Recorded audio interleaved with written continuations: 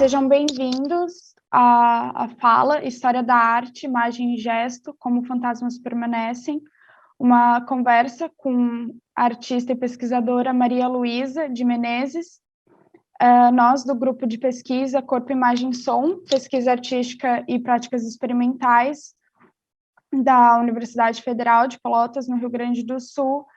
Estamos encerrando hoje, dia 28, a nossa série de falas, conversas, que organizamos nesse semestre, né, esse ano, e hoje vamos estar tendo essa conversa com a Maria Luísa, então vou apresentar um pouquinho aqui e passar a fala para a artista Maria Luísa e depois para a Natália Homero, que vai estar com a gente mediando a conversa, tá bem?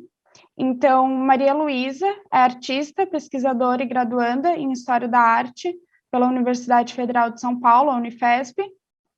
No campo da museologia, é estagiária do Núcleo de Acervo Museológico da Pinacoteca do Estado de São Paulo, de 2020 a 2021, proponente do projeto Pinacoteca Digital Mauá, com a Pinacoteca Municipal de Mauá, de 2019 a 2021, tendo desenvolvido o site da instituição, revisão do acervo e curadoria de obras contemporâneas para a coleção. Faz parte dos projetos Pimentas de Ouro, 2018 a 2021, e Rede de Grafiteiras Negras do Brasil, de 2018 a 2021 também.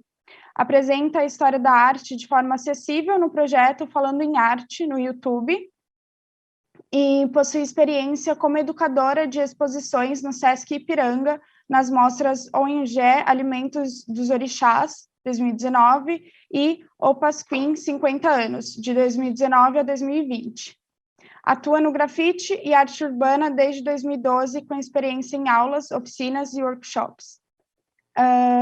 Então, agora, vou passar a fala para Maria Luísa e espero que todos gostem aí do evento.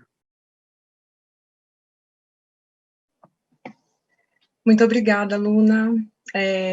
Boa tarde a todas, todos e todes. Eu devo começar dizendo que eu estou um pouco nervosa e acho que isso ajuda, então estou já informando. Eu perdi vocês, espera aí. Enfim, a Luna falou de mim, né, apresentou um pouquinho dos meus trabalhos, dos meus processos, e aí a gente vai ter essa conversa hoje, né, que eu coloquei esse nome, né, História da Arte, Imagem e Gesto, Como Fantasmas Permanecem. Eu gosto muito de pensar os fantasmas, acho que às vezes a gente não se dá conta do quanto eles estão perto da gente, e gosto dessa provocativa, né, de pensar algo que está tão presente e às vezes a gente nem se dá conta dessa presença, ausência deles. Eu queria começar perguntando se alguém aqui conhece um pesquisador chamado Aby Warburg. E eu pergunto para a gente ir trocando, assim, já começar a fazer uma troca. Eu vou digitar o nome dele, que eu acho que é mais fácil. Deixa eu mandar aqui. Aby Warburg. Quem quiser também digitar aqui, eu ainda consigo ver por esse momento. A minha pesquisa, ela passa muito por esse pesquisador, não somente, mas principalmente, né, eu venho da História da Arte, eu estou na História da Arte, né, sou graduando em História da Arte, estou ainda no processo, e nisso, enfim, a minha pesquisa, ela é completamente permeada pelas pesquisas do Warburg, porque ele justamente é essa pessoa que consegue, no campo da historiografia de arte, apesar dele recusar bastante esse título, né, de historiador de arte, ele vem trazendo, então, quais são essas imagens, esses gestos que permanecem através do tempo, né, quais são esses vestígios, esses resquícios, essas escolhas que são feitas pelos artistas que permanecem ao longo do tempo. Eu tenho feito, dentro das minhas pesquisas educativas e até mesmo no grafite, alguns processos também de escolha e tenho tentado identificar algumas escolhas também em outros processos de artistas. Esse pesquisador é um pesquisador que eu gosto muito, assim, vou falar um pouquinho dele para vocês, e ele tem sido muito utilizado dentro das exposições, dentro da Bienal, dentro da museologia como um todo, né, mas principalmente no campo da curadoria. A curadoria ama a Aby Warburg. A Nath já trabalhou na Bienal, né, trabalhando de novo, e a Bienal ela tem se permeado muito nas pesquisas dele, né? Tem até esse livro aqui, que foi escrito pelo George Agamben, é um artigo, né, que ele escreve chamado Ninfas, e onde ele vai discorrer sobre as ninfas, e as ninfas, no fundo, são as imagens, né? E as imagens justamente também são esses fantasmas. Então, a gente vai conversar, então, no fundo, sobre imagens, mas e não é a primeira pessoa que discute imagens, mas ele é a primeira que vem trazer essa permanência através do tempo dessas imagens. Eu vou compartilhar uma tela com vocês, e vou começar também mostrando esse outro livro aqui, que é um dos livros dele que estão traduzidos para o português, eu falar para o brasileiro, para o português, e o nome é justamente Histórias de Fantasma para Gente Grande. Traz 9 textos dele traduzidos. Tem esse, que é da Companhia das Letras, também tem um outro que é sobre o Antigo, a presença do Antigo, que é um professor meu que traduziu, inclusive. Tem mais um outro do Michaud também, do Alain Michaud, e tem alguns livros dele, mas ainda são muito poucos, assim, tem muita coisa que não está traduzida, e aí nós ficamos nessa expectativa, né, de tradução. Então, eu vou compartilhar aqui a tela para a gente começar essa conversa. Uma pessoa falou aqui que não conhece, se alguém mais quiser comentar, fiquem à vontade. Não sei se vocês já estão vendo a tela. Sim? Beleza. Deixa eu ver aqui. Eu vou falar um pouquinho, né? Eu coloquei aqui os trabalhos que eu tenho realizado e que tenho passado por essas pesquisas, né, em Aby Warburg. Então, eu vou falar um pouquinho também de como eu tenho pensado isso dentro da minha prática artística, principalmente no grafite e no trabalho educativo. Então, é por esse caminho assim que eu tenho tentado trilhar essas pesquisas e a prática e a pesquisa na prática também, né? Além da prática de pesquisa, a pesquisa em prática.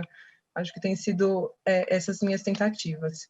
Essa aqui sou eu não vou me apresentar porque a aluna já fez. Esse daqui, ó, Aby Warburg, ele nasce na Alemanha, ele vem de uma família judia, uma família de banqueiros judeus, e ele é o primogênito, então ele é, né, o herdeiro de uma família de banqueiros judeus no século XIX. Então a gente pensa, né, nossa, a gente está falando de um cara super privilegiado, exatamente, de um cara super privilegiado, porém judeu. E nesse sentido, ele desde muito cedo assim se mostrou uma pessoa muito distinta. Ele com 13 anos ele vira para o irmão dele, né, que tinha 11 nesse momento, e combina, faz um acordo com o irmão, onde ele abdica dos privilégios da primogenia dele e passa para o irmão do meio, né? Eles eram em 3, e a condição que ele combina com esse irmão é de que o irmão garanta para ele que ele vai ter durante toda a vida todo e qualquer livro que ele queira. E isso é uma parte muito importante, assim, da história dele, porque aí esse homem, então, ele vai, né, ele começa a estudar a história da arte, ele tem o sistema de universidades também na Alemanha, eu não sei como que isso funciona agora, mas no período dele, se você começava um curso numa universidade, você poderia continuar em outra, porque você não precisava fazer uma nova matrícula, né, você podia transitar entre as universidades através dos cursos. Então, ele fez história da arte, ele também estudou medicina, viajou para os Estados Unidos também, onde ele começa uma pesquisa referente às populações indígenas por lá, mais especificamente os indígenas Pueblo e Hopi. E o trabalho dele de doutorado, a tese dele de doutorado, foi uma tese onde ele trabalhou 2 obras do artista Sandro Botticelli, que a gente já vai ver daqui a pouco, e ele faz, então, uma pesquisa de recapitulação, né, de tentar fazer uma arqueologia das imagens, de quais são as imagens que o artista Sandro Botticelli encontrou, quais as referências visuais, as referências textuais, que o artista tomou conta para conseguir produzir essas obras. E nesse sentido, ele vai encontrando diversos fragmentos, assim, né, moedas, esculturas, textos, né, até porque no período da Renascença também os artistas, eles não produziam sozinhos, né, eles tinham os conselheiros, que muitas vezes eram literatos, que mostravam outras referências justamente da literatura para esses artistas, né, então o trabalho da produção artística era feito de fato com uma pesquisa, né, a gente tem essa ilusão do grande mestre, da Renascença, do final da Idade Média, mas era um trabalho coletivo que era feito, no fundo. E aí ele faz esse trabalho de recapitulação dessas imagens. Alguns anos depois ele viaja para Nova York, no casamento do irmão, e depois que tem o casamento do irmão, ele fica viajando pelos Estados Unidos, ele fica 2 anos em viagem, e nesse sentido ele enfim, vai conhecer a Smithsonian Instituto, ele vai conhecer, aí a partir da Smithsonian ele vai para o México, ele conhece os indígenas Pueblo e começa uma investigação também, ele começa a ter uma relação com aqueles indígenas, assim, de conhecer os seus costumes, os seus trabalhos, e é muito interessante, assim, ler os textos dele, porque ele não é o antropólogo, ele se coloca num outro lugar, assim, de compreensão daqueles trabalhos como trabalhos artísticos, coisa que ainda não acontecia com frequência, né? Não era entendido enquanto uma prática artística, apesar de, enfim, acho que o livro do Franz Boas, né, onde ele fala sobre a arte primitiva. Ele toma contato com Franz Boas, enfim. Mas a parte mais interessante é o quê? Ele começa, então, a encontrar algumas semelhanças de gestos, de algumas imagens, de alguns itens, assim, simbólicos, que estão permanecidos nessas populações indígenas, e ele também percebe essas repetições, né, a repetição desse mesmo símbolo, desse mesmo gesto, no paganismo no paganismo da Renascença italiana, mas também sobre como está no período contemporâneo, e esse símbolo que ele encontra tanto nos indígenas quanto, por exemplo, na escultura do Laocoonte, ou então em algumas gravuras que ele encontra nas suas pesquisas, é principalmente a serpente. A gente não vai falar muito da serpente hoje, mas é um símbolo que me interessa muito também aprofundar a pesquisa. Tanto que ele fala assim que o homem tem tanto medo da serpente, né, tanto medo, e a relação do indígena com a serpente era uma relação de medo e respeito ao mesmo tempo, porque ele tinha que dominar aquela serpente para poder ter chuva, porque eles entendiam que a serpente era o raio. E se você domina o raio, você domina a chuva, e você garante que tem a chuva, então vai ter colheita, você não vai passar fome. E que o homem europeu, ele tinha tanto medo da serpente, desse símbolo serpente, né, que a gente pode ver, por exemplo, na escultura do Laocoonte, que ele vai lá e ele sintetiza a serpente nos fios elétricos, né? Então ele fala da eletricidade edsoniana, os fios de eletricidade como sendo uma síntese dessa serpente, né? Então eles vão lá e racionalizam a serpente, domesticam essa serpente, que é a domesticação do raio.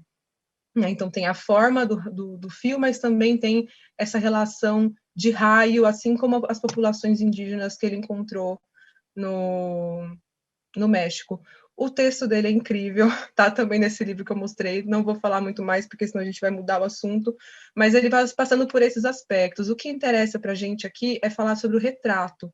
O retrato é o que eu quero trazer para cá, também faz parte dessa mesma pesquisa que ele começa no doutorado e ele retoma depois que ele volta da viagem para os Estados Unidos. Então, ele estuda essas populações indígenas, retorna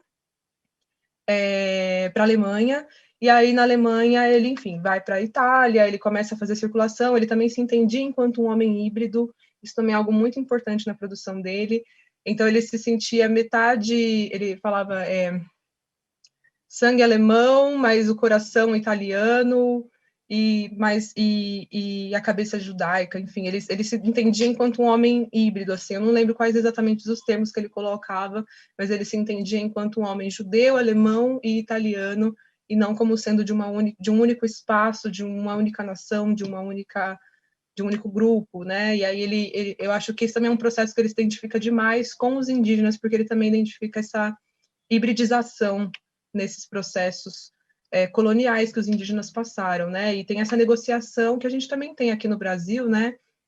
No processo colonial, do que as populações indígenas e africanas colonizadas pegaram dos colonos e o que eles não pegaram também.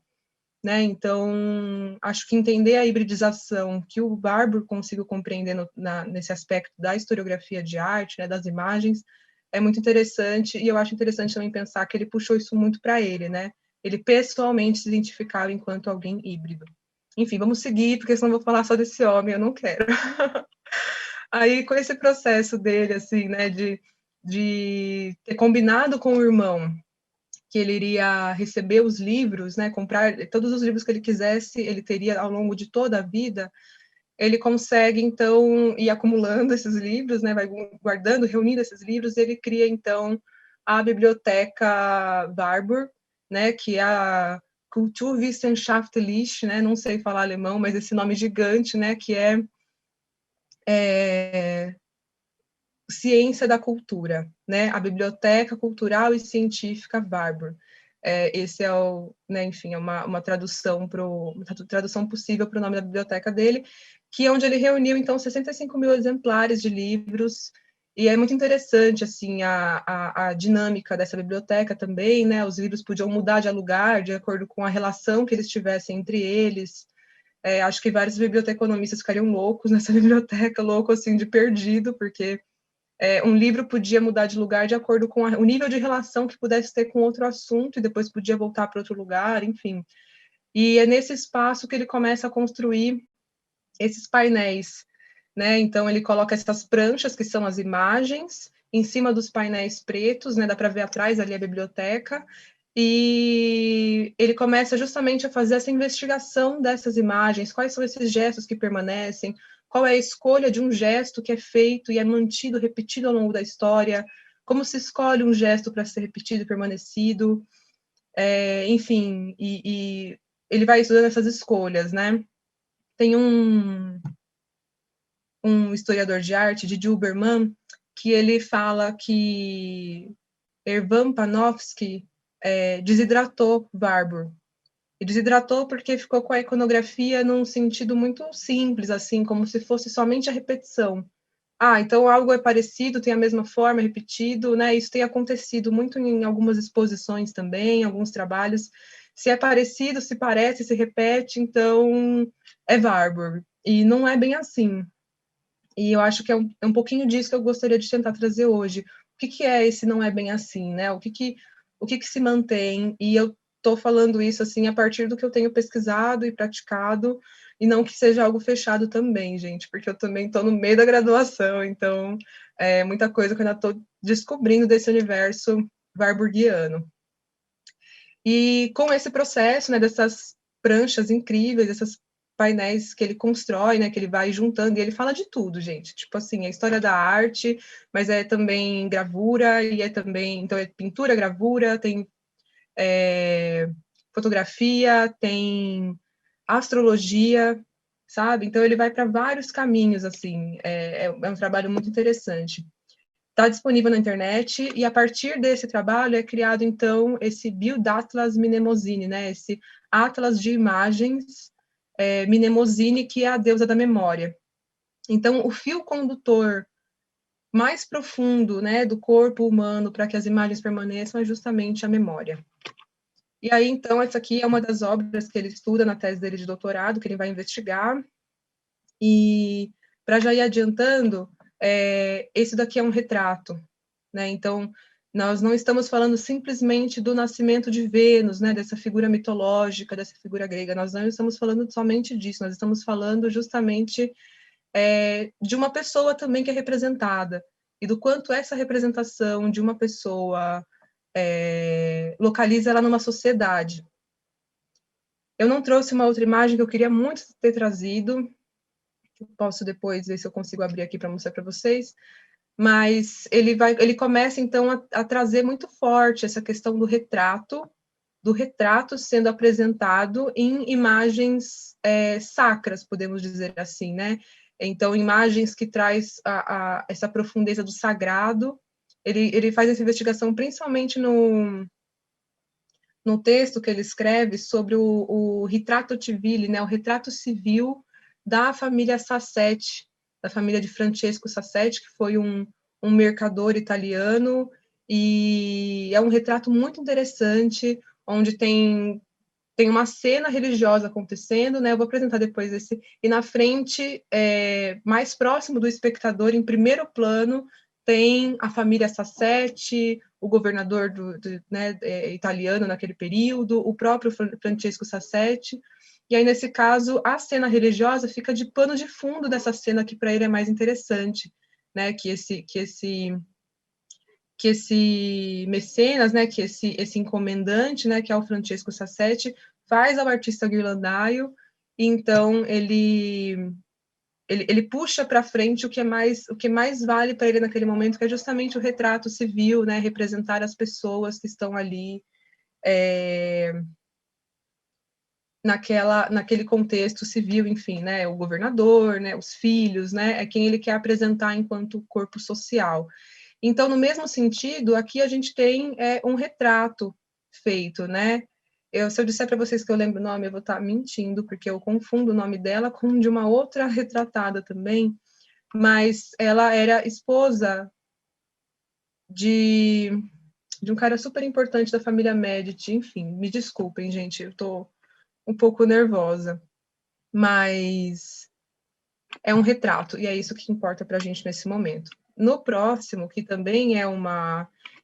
esse não é o foco do trabalho dele na tese de doutorado, tá? Não é o foco. Ele vai investigar, por exemplo, por que a flora tem essa pose, né? Ele vai investigar aqui também essa outra flora, né? Que ela tem a mesma pose que uma pomona. Enfim, a gente vai ver isso, mas é importante dizer que aqui também se trata de um retrato e aqui também é outro retrato. Né? As ninfas não são retratos, pelo menos não até onde eu encontrei também nos textos dele, mas esses dois são retratos. Aí aqui, né, o gesto, a forma, esse patos, né? Patos é justamente a emoção, essa emoção que ela é muito fortemente trazida com um gesto que é repetido e mantido. E para ele, esse daqui trata-se de um patos, né? Trata-se de uma imagem que ela também tem uma energia, né? A patos formel, as formulações do patos. Eu estou resumindo aqui para a gente não ficar muito tempo, mas no geral é isso que ele traz sobre esse lugar de uma emoção muito profunda que é trazida através de uma imagem. E aqui ele faz, então, essa investigação na tese dele de doutorado, onde ele vai encontrar, onde foi que o Sandro Botticelli viu essa imagem?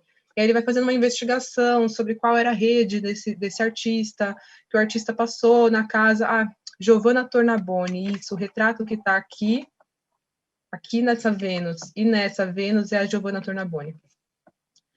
Enfim, ela morreu muito cedo, teve complicações de saúde, morreu com 22 anos, e ela era considerada tipo, uma das mulheres mais lindas, assim, da Itália. E, lógico, casada com, né, um cara da família mais rica também, então ela tinha que ser retratada, e isso faz parte justamente desse retrato, né, que mostra a importância das pessoas na sociedade, né. E então essa moeda foi feita para Giovanna Tornabuoni, e é essa medalha que ele vê, né, que ele toma contato, e ele então pega essa forma e ele representa então as três graças, né, em roda.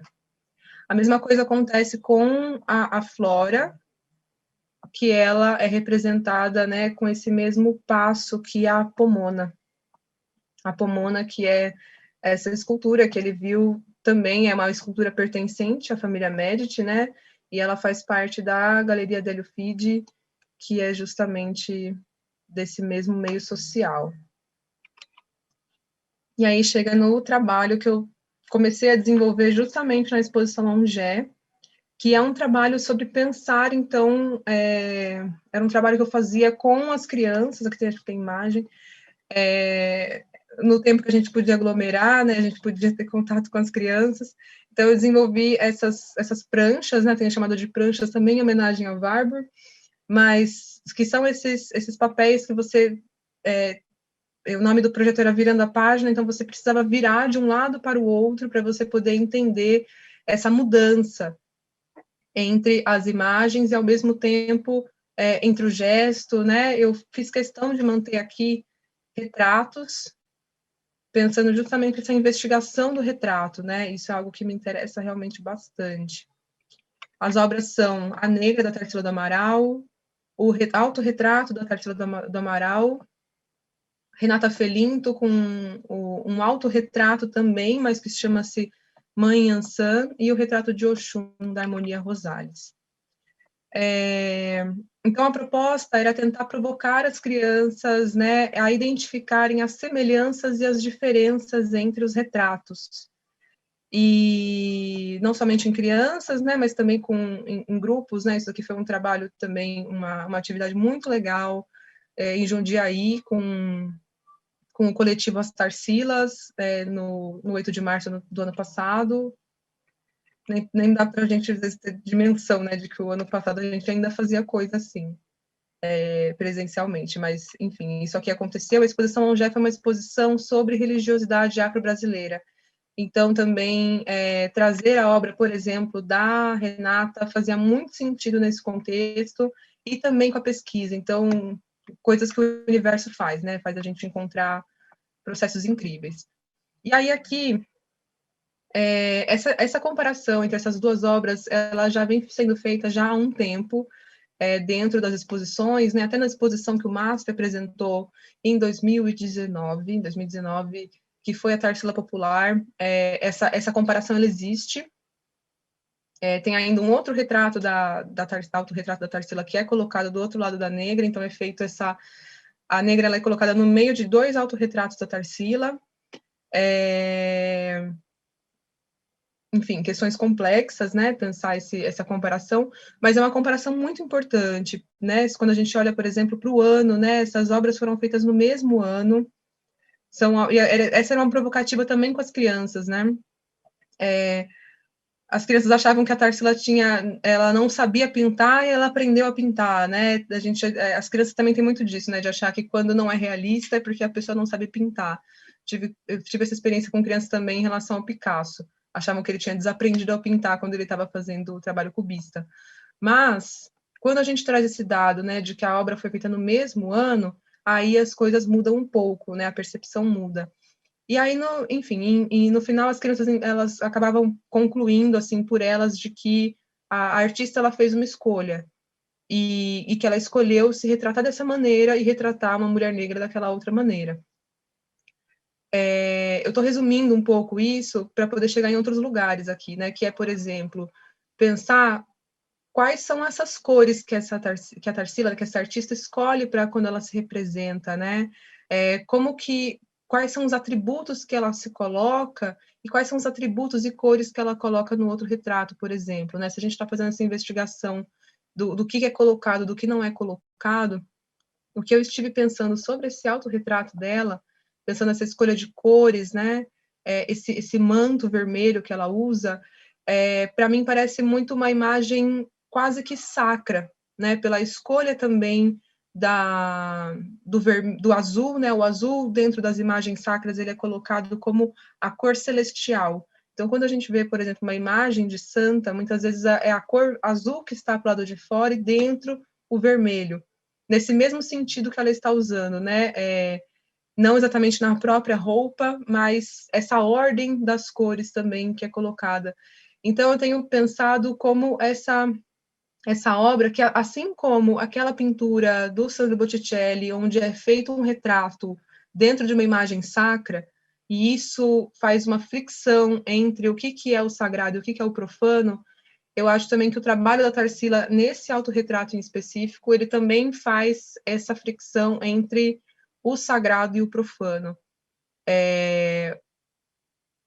Pela utilização das cores, pela pose que ela está, e a pose também é algo muito interessante, né? Essa mão que ela coloca cruzada é muito parecida com essa mão que ela coloca aqui também, mas, enfim, é um retrato aqui, aqui também é um retrato, mas o quanto para cá não tem atributos, né? Não tem atributos de personalidade, não tem atributos nenhum que identifiquem essa pessoa, enquanto, até mesmo enquanto pessoa, né? Eu cheguei a ter situações assim com as crianças em que elas chegavam a duvidar se era alguém, se era uma pessoa. Então, o quanto essas escolhas de gesto, enfim, de atributos, elas demarcam um local. E o quanto eu tenho pensado assim no quanto esse local que ela traz para si é também um local da sacralidade.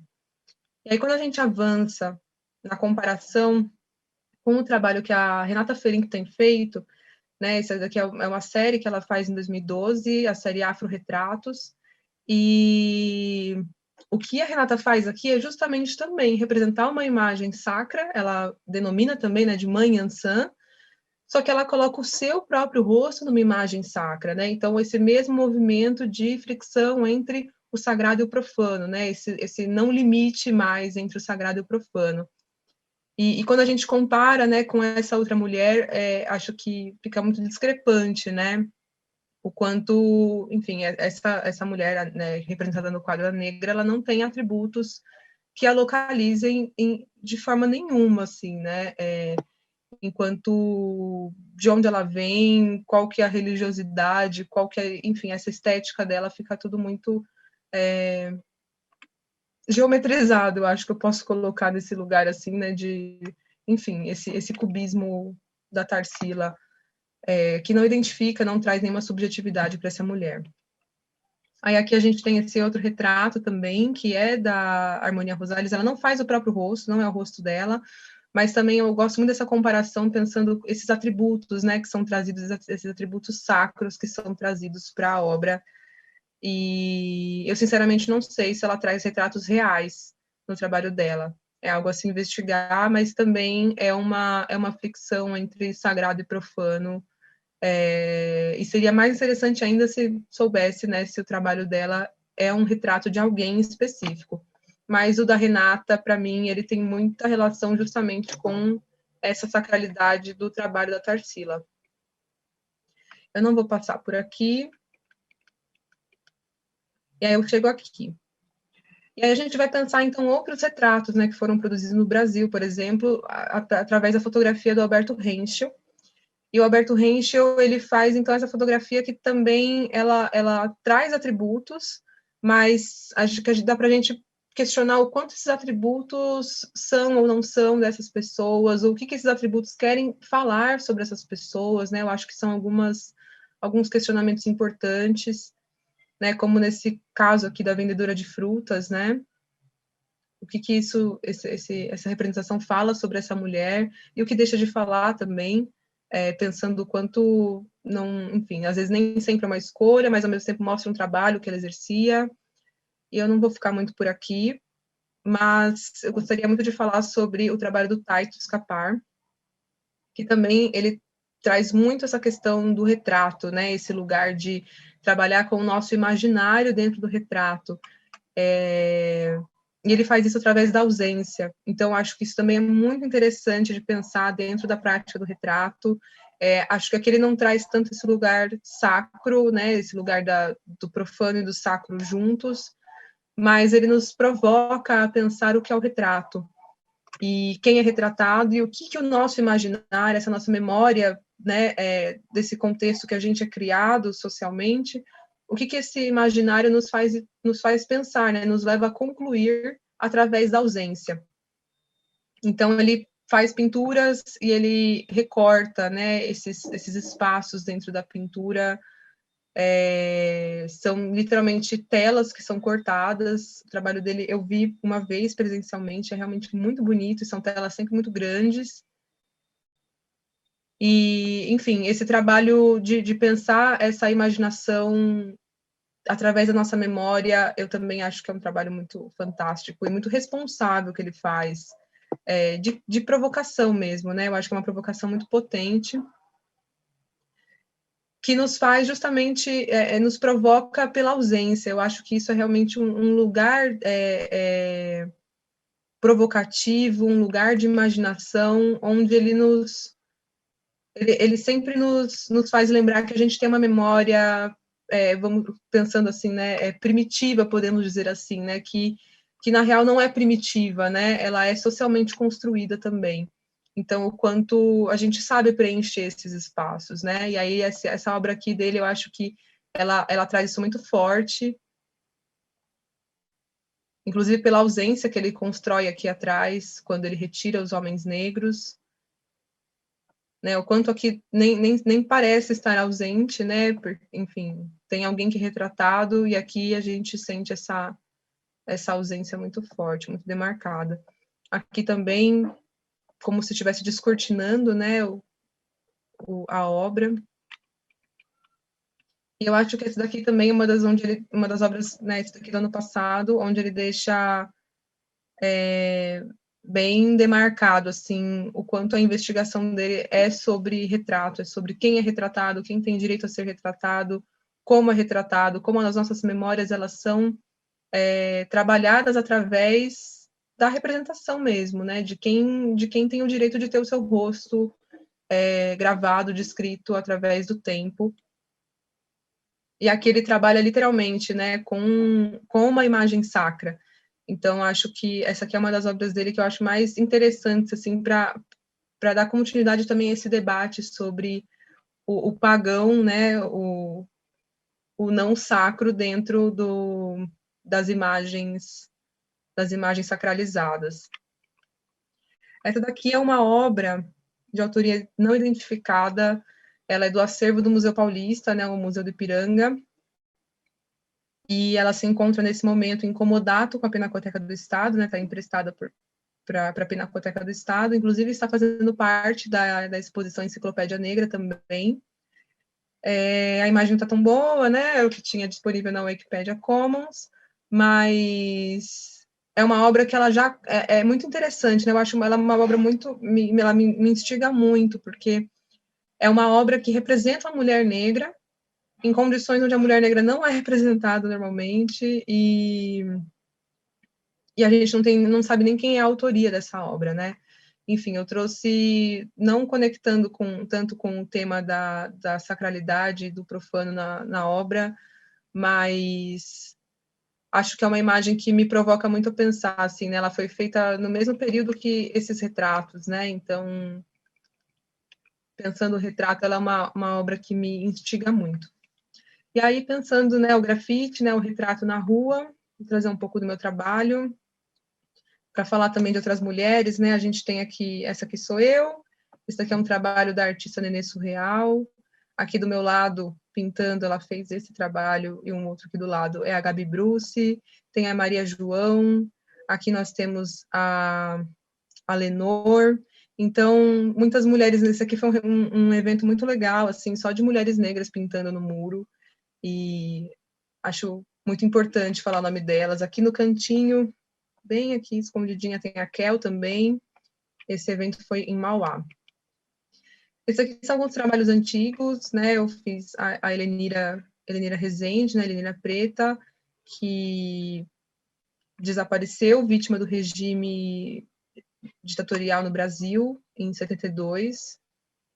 E ela é muito pautada, assim, né, muito trazida como um símbolo, né, de resistência, um símbolo de luta, é uma mulher negra, e eu tenho tentado pensar os retratos, né, na rua, como retratar pessoas na rua, como uma forma também dessa provocativa sobre a permanência, né, a permanência desses rostos, e pensando o que significa o retrato dentro da história da arte, né? O retrato ele é a segunda forma de representação, a segunda forma de pintura dentro da escala de importância, dentro da hierarquia entre as pinturas, né? Primeiro vem a pintura histórica, depois vem o retrato. Então, com esse grau de importância, né, o quanto nós não sabemos os rostos de certas pessoas, né, de certas pessoas na sociedade que a gente vive. Então, eu tenho feito esse trabalho de construção de retratos de certas pessoas, de certos rostos, nesse espaço tão profano que é a rua, que é o espaço de todo mundo, que é o espaço onde tudo acontece. São trabalhos antigos, né? Esse aqui é do Liberdade Rafael Braga, são trabalhos de 2017. Esse daqui é um que eu gosto muito também para pensar essa questão do retrato, porque não é só um retrato meu que está aqui, né? Um retrato que eu fiz, né? No caso, uma homenagem para Marielle, mas também que outras mulheres fizeram rostos pela cidade.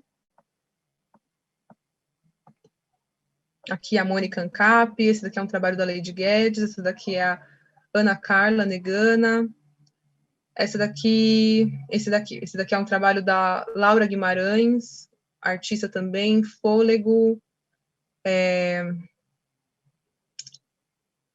Ai, meu Deus do céu, quando você esquece o nome de uma amiga. Nossa, enfim, gente, desculpa, deu branco, não esqueci, tá na minha cabeça. Aqui a Gabi Brusco, que eu já mencionei, aqui é um trabalho da Mariana Jorge, enfim, né, diversos trabalhos, aqui a Lhama, mas justamente pensando também essa permanência no espaço urbano, e pensar a permanência no grafite também é algo muito contraditório, né, o grafite ele é feito para ser efêmero, né, a proposta do grafite é a efemeridade, e aí o meu trabalho tem sido justamente esse de pensar a memória e a permanência através da efemeridade também. Esse daqui é da Isa. Ai, gente, desculpa, eu vou lembrar daqui a pouco. E esse trabalho aqui embaixo também, com as 7 ervas, é da Patrícia Bonani. Esse aqui é um dos mais recentes, que é sobre Lélia Gonzalez, e aqui eu já tenho mudado um pouco mais o meu trabalho, que é justamente de pensar esses outros signos, né, incorporados e que trazem o trabalho, essa mulher mais presente, né? Então, além do retrato dela, os símbolos, né, que demarcam esse pensamento dessa mulher, a presença dela no mundo. É lógico, né, que a serpente também eu coloquei ela aqui, escondida, né, mas principalmente esse lugar de pensar essa inversão da América Latina, né, da América como um todo, né, pensando esse sul do mundo como um protagonista das novas histórias. E foi feito numa quebrada, foi ali próximo da Vila Leopoldina, e, enfim, né, de novo a relação das crianças com grafite é ótima, mas tem sido nesse sentido, assim, o trabalho de pensar o retrato no espaço profano da rua, e principalmente esse retrato das pessoas que a gente não costuma ver retratadas.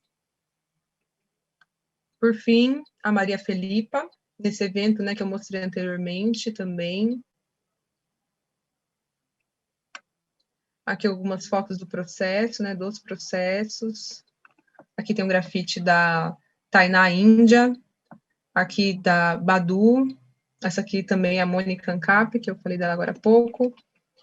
E, para finalizar, um retrato da Marsha P. Johnson, pensando hoje, né, que é o Dia Internacional de Orgulho das lutas LGBTQIA+, e Marsha P. Johnson é justamente um retrato, um rosto dessas lutas, então não poderia deixar de celebrar a vida dessa drag, né, dessa mulher tão importante. E aí, enfim, gente, finalizo por aqui, com alguns links e referências.